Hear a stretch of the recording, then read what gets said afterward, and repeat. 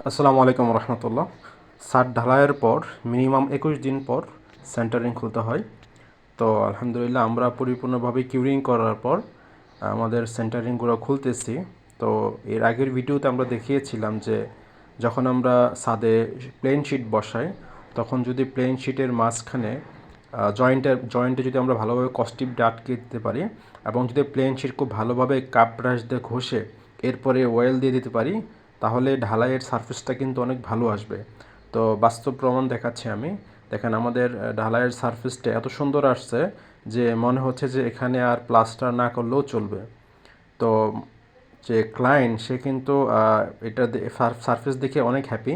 শুধু আমাদের যে স্ল্যাবের কথাই বলবো তা না, আমাদের ওভারঅল কলাম বা আমাদের আদার্স আরও বিমের যে সাইড সব কিছুরই কিন্তু সারফেসটা অনেক ভালো আসছে। তো ধন্যবাদ সবাইকে। আসসালামু আলাইকুম।